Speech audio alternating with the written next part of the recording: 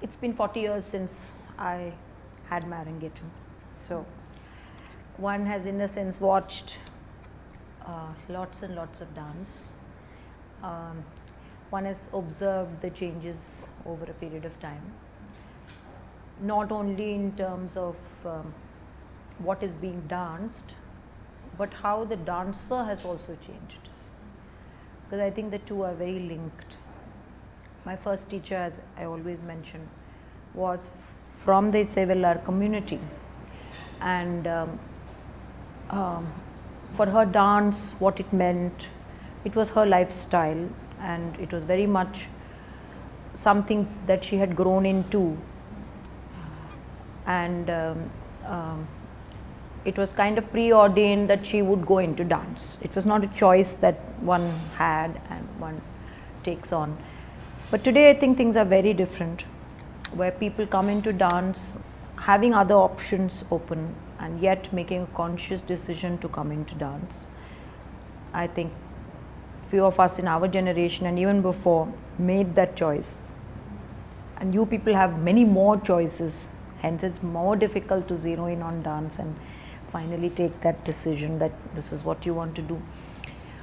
So a lot has changed over a period of time. You don't resign to the fact that because your father and mother did that, you are forced to do that. It's no longer like that. That's one change as to how the dancer has changed, and most of us today go through formal education and then make that choice whether we want to take up dance or stay with academia. So I guess, you know, that brings in a whole new canvas with it in terms of viewing things in a larger context. And earlier maybe they did Sanskrit, they did languages, they did music, they did rhythm, they did dance, they did all the allied areas, but maybe not so much of formal education like the way today's dancers are engaging in. No value judgment attached to it, but obviously the head changes and there is a different kind of a skill basket that today's generation brings, and I think every few years that skill basket is changing, because when I sit to teach today, I many times have to unlearn many things that I think this is how the child will be, but the reaction is completely something very different. So I'm not prepared for that. So the unlearning of the teacher is also very important, because teacher has to move with, it's no point living in nostalgia and saying this is how the great masters did it and I would want to do it the same way. Things have changed.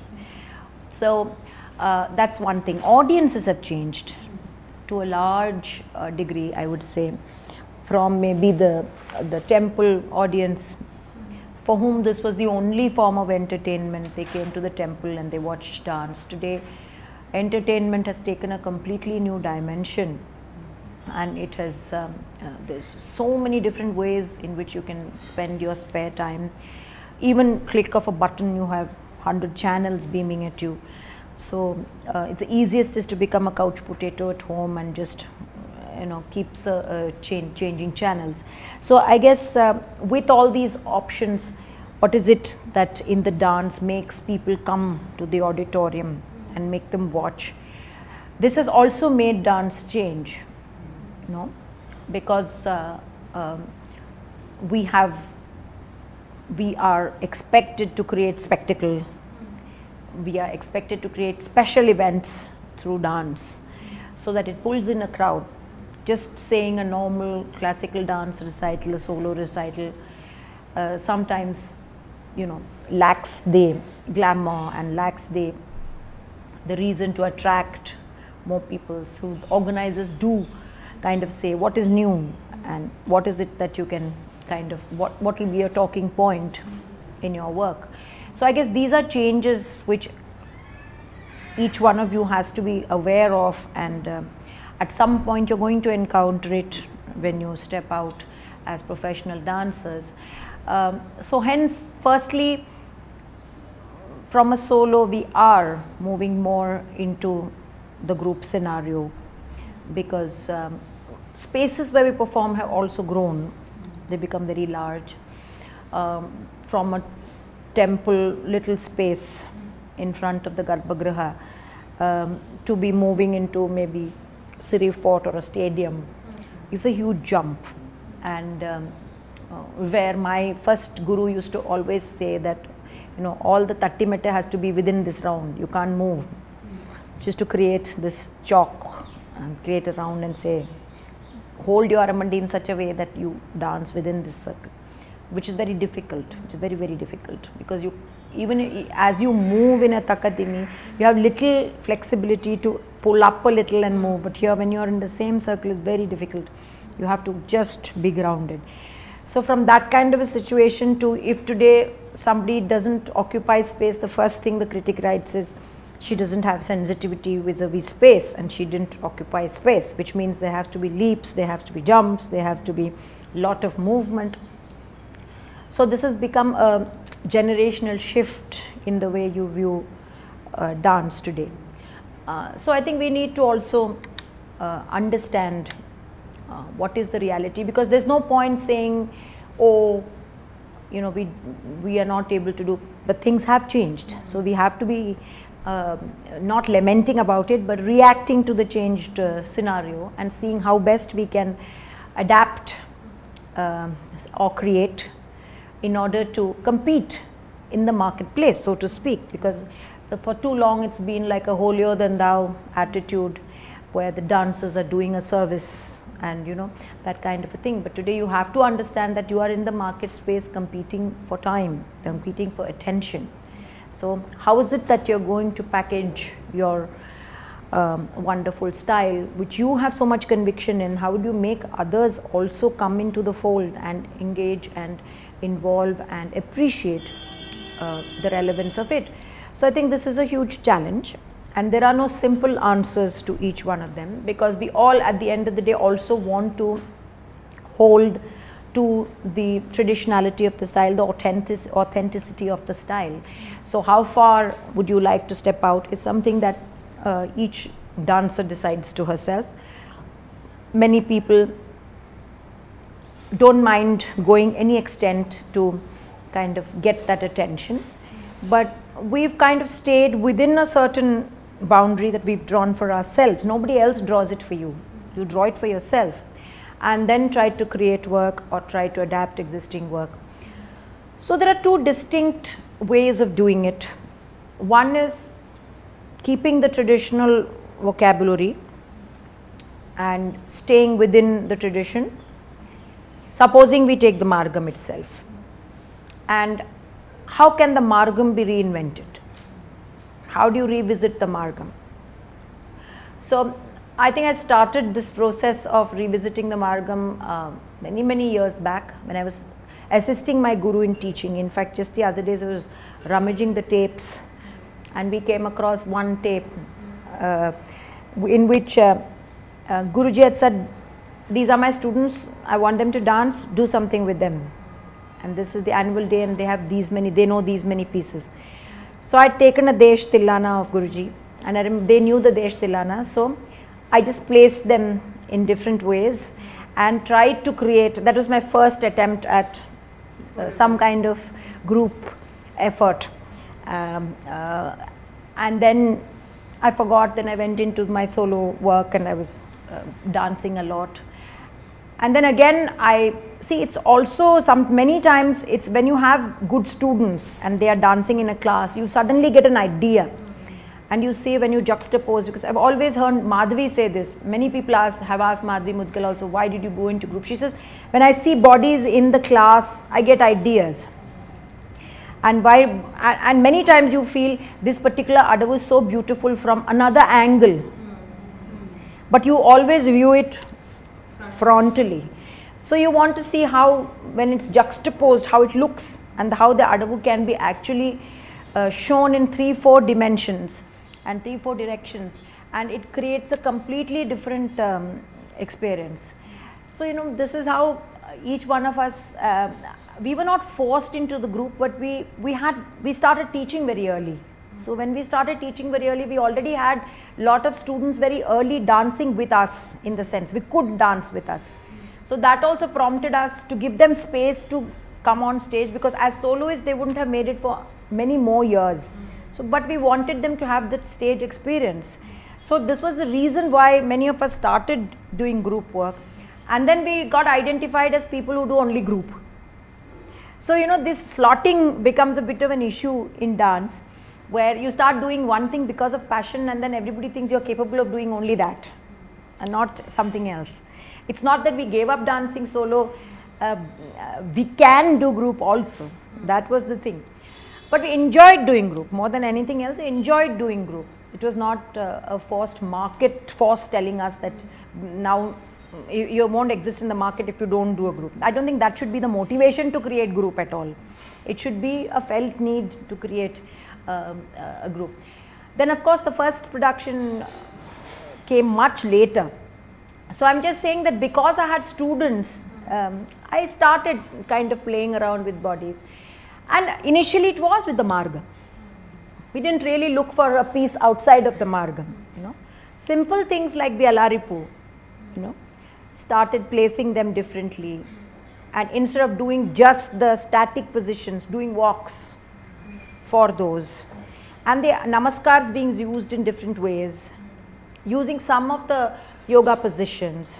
So all these ideas started kind of crystallizing. Then breaking up portions of the, everybody not doing everything, but I've never ever done choreography one into many. I've never done that, because right from the beginning I've always felt that that is classroom dancing which is being put on stage and being called choreography. That is really not choreography at all. What is choreography, in this sense, if you have to define it, for instance? Very hard to define, because it's a very personalized process and a very personalized effort, you know.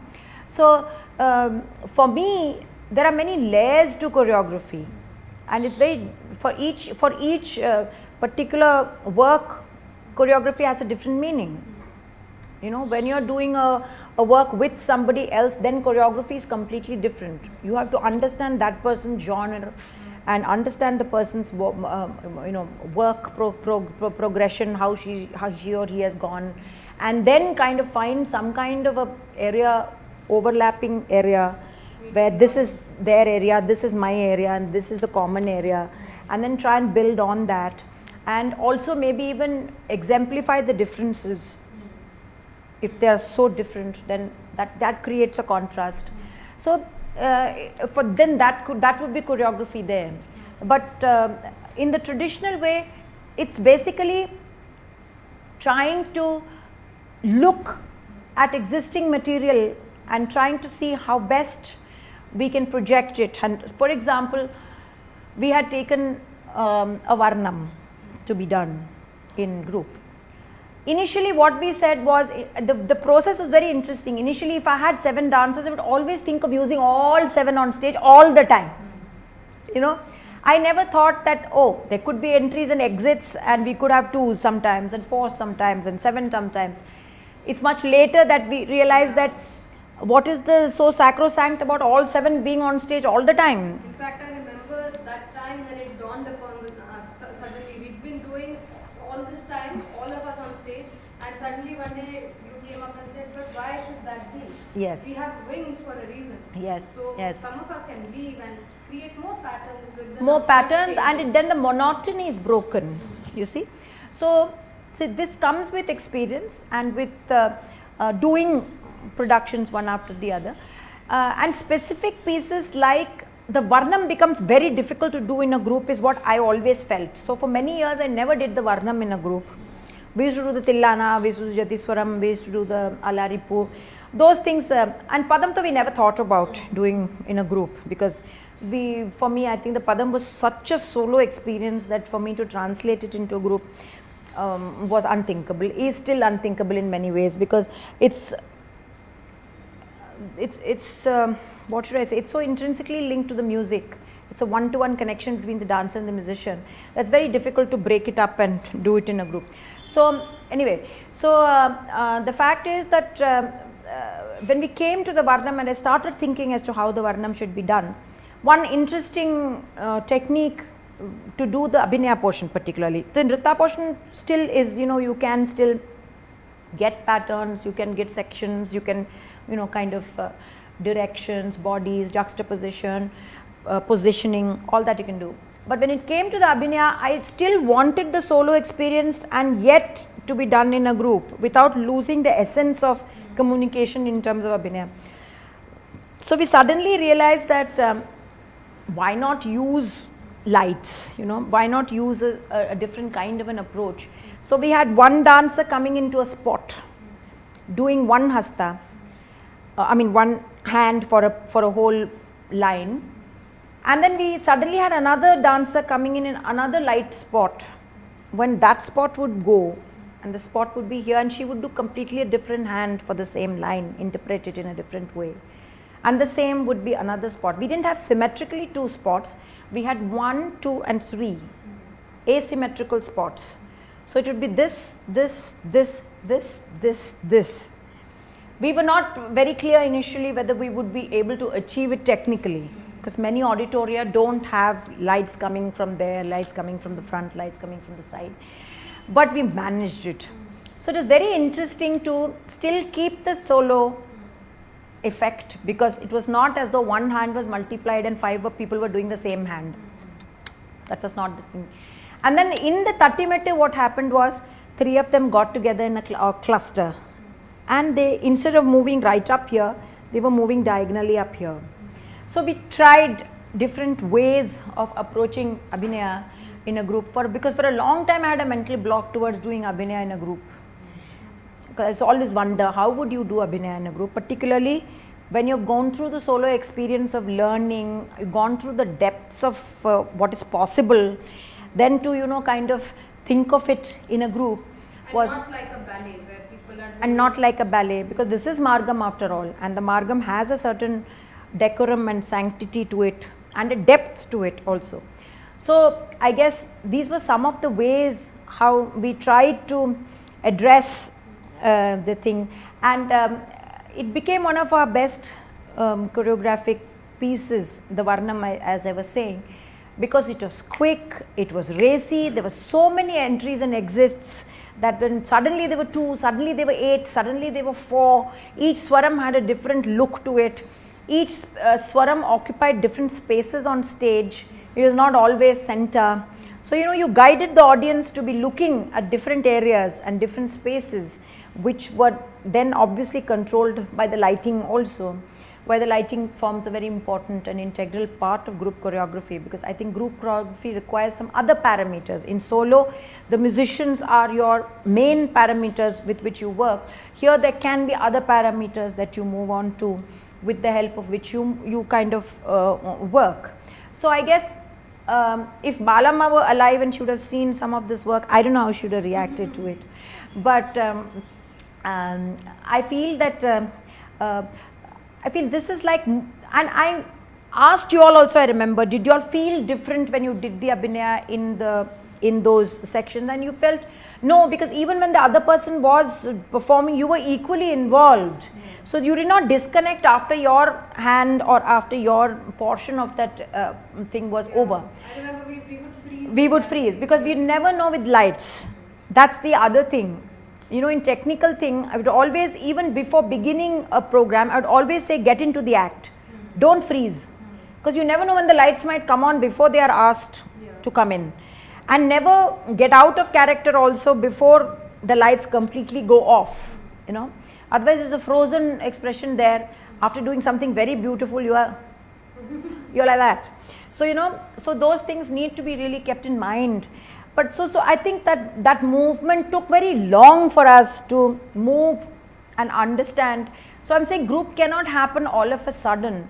And for me also, I was trained as a solo dancer. I was just going to ask you that question about that. How did you sort of conceptualize, because you've always done solo performances, how easy or how difficult was it for to transform from No, it was very gradual process, I think if I had not taught, I would have never been a group choreographer or even attempted it at all. Because I taught, I saw multiple bodies all the time around me that one could think of, you know, how it would look and what would be the, and you always dealing as a teacher, you're always looking at bodies of different forms, shapes, height, short, long, tall, you know, with different distributions of the body. So, you know, you understand the anatomy very well as to how bodies work and what works on what body and how can it look, you know, when put one against the other. You have a very good idea of that because that is what you're doing every day if you're sensitive to it. Otherwise they're just bodies, you know. But if you see them as choreographic material, no, then you play with it, then you start enjoying the process. Especially Akka, like the three of us are such different bodies. She's so tall, I'm short, she's somewhere in the middle. Our widths are also very different from each other. So how do you tackle that problem when you start doing a group? It's not necessary that you're lucky enough to find people who are same dynamics. It's extremely difficult because, you know, for me, I have always had students with very different body types, you know. And do you appreciate that, or because these days there's a trend that you have to look a certain way? Absolutely. And I've always been jealous of people like Madhvi, again, because I see a lot of work with her and we share a lot of, her students are all the same height, same waist size, same everything. So, but you know, for me, because I've had different students, I sometimes feel the cloning is not my idea of group work. And many times you will realize you don't do the same things. You know, you are doing different things. Some way you get together, but many times you're doing different things. So it's not necessary that group means like a ballet where every dancer looks the same. If you see Swan Lake and you see that line, you can't tell one from the other. So that has never been our idea of choreography, of being identical. You know, I don't think, at least not for me. So I feel if there is a beautiful you know, adavu that sits on her or sits on you or sits on you, I'd like to exploit that and use. And also I've been fortunate to have the same dancers over a period of time. See, in many cases what happens is dancers are quickly shifting. So then you need one kind of choreography which fits all. Anybody can get into that and get out of that, get into that, get out of that. It's just a character. But here it's not that.